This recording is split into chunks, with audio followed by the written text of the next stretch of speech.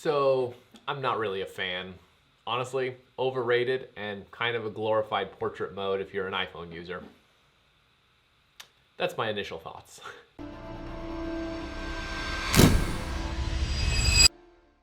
Will Simpson here, and welcome back to the channel. Today, we are gonna go over the new lens blur feature on Lightroom. Now, a lot of times when I start these videos, I'm very excited about these features. Now, let me give it benefit of the doubt. This is a brand new feature, but it has a lot of room for improvement. Will it work? Will it add lens blur? Yes. Will it look natural? Will it replace high-end lenses for that really natural, like really beautiful depth of field? Probably not, unless it gets really, really good. But let's get into Lightroom. Let's get in some examples and I'll show you what I mean. So here we are in Lightroom. Here is a beautiful selfie that I took holding my R5 out of my crew. And it's a great photo. It's a great sunset. We were all doing photo shoots at the same time at the beach, so I figure let's take a selfie. Anyways, let's go here to lens blur. Now you'll see it says early access. So this feature is still in the development stages. So it, like I said, has a lot of room for improvement. But right now, if you have an iPhone and you use portrait mode, essentially it's like that. There's no real natural transition. It needs work. But let's get into the tool and let me show you. All right. So first, when you open it, everything's grayed out because you have to apply it.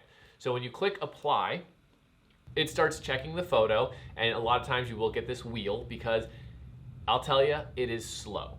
It is not a fast feature, and that is honestly one of the last things that Lightroom needs is a slower feature, because the more updates, the more things that they add, the slower it has become. I don't know if you've noticed that, but I have definitely noticed that these things has elongated the editing time. So that's not a good thing necessarily, but I think that'll be worked out later on. However, it takes a minute and it analyzes the photo, and you notice you get all of these other options. So here's the first thing. The first is the blur amount. How much blur do you want in the background? So you can go all the way to 100, and you can go all the way to 0. Now, if you're gonna do 0, well, then just don't apply it in the first place. But it starts out with a nice middle ground of 100. You'll notice that the background is blurry and it's nice. It looks decent. So check this out. So here is the other wheel of spinningness that we have to wait for. While we wait for this wheel, let me go on to the next thing. This next thing is lenses. So these are different lens characteristics. So bubble, standard circular shape with over-corrected spherical aberration.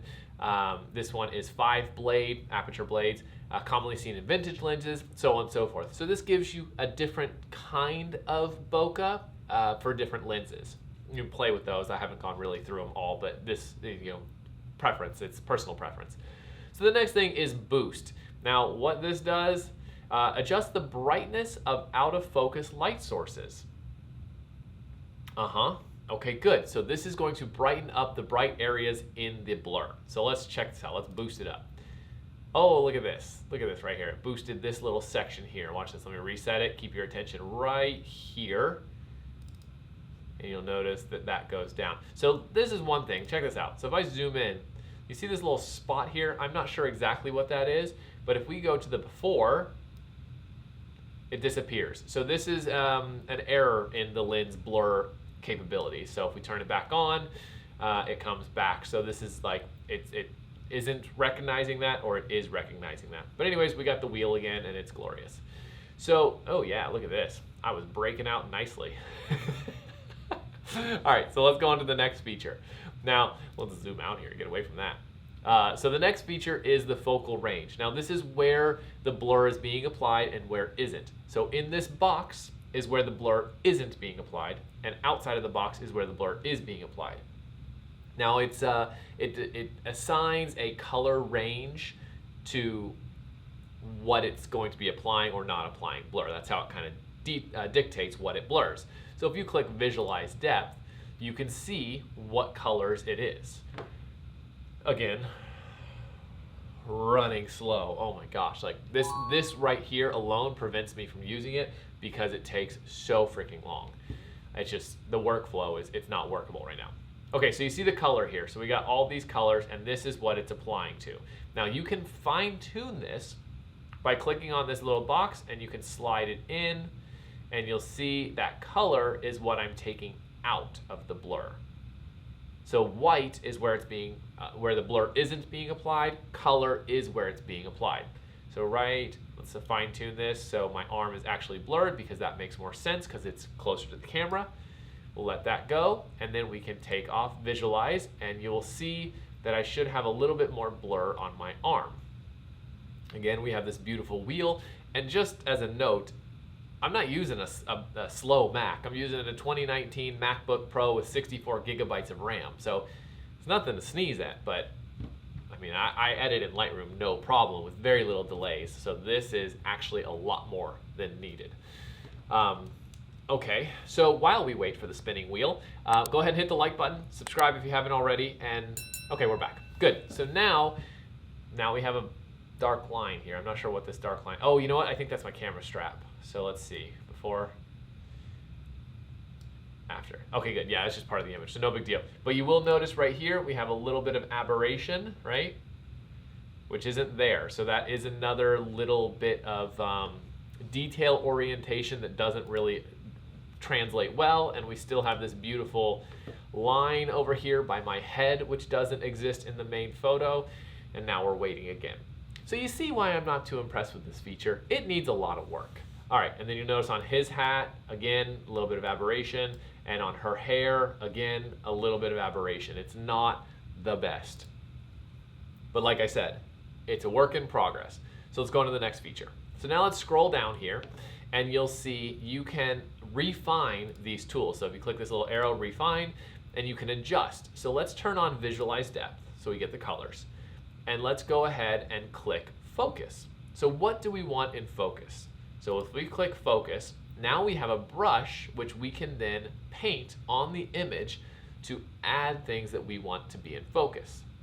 All right, so once the spinning wheel goes away, I'm glad you're seeing all this, because this is how long this is taking. It's crazy.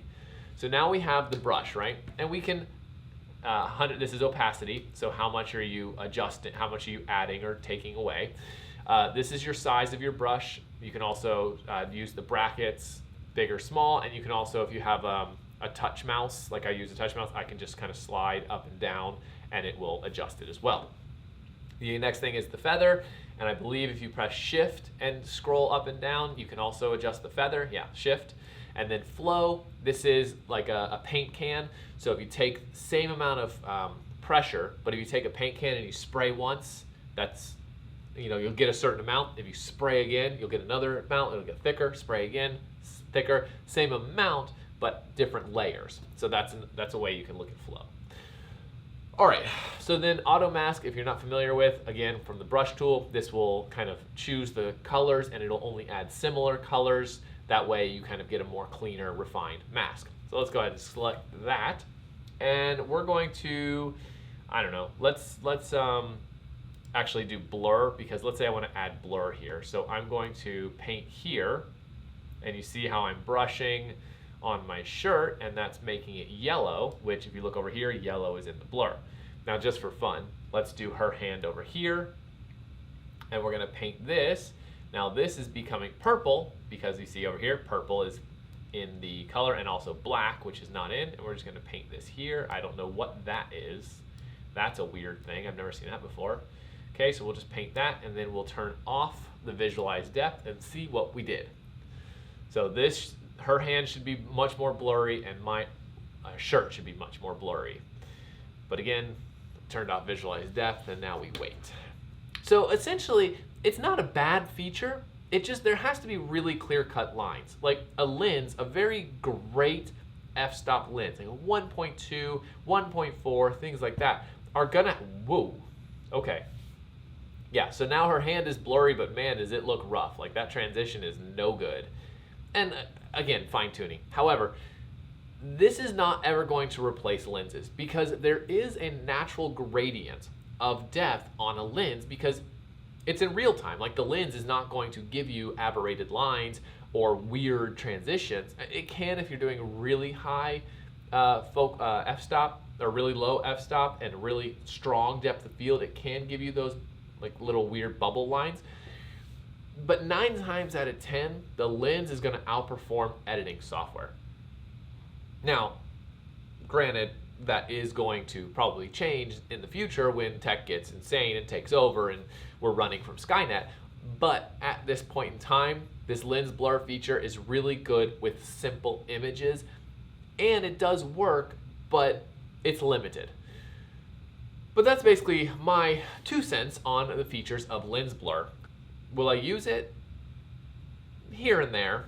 Have I used it? Once or twice in thousands of images.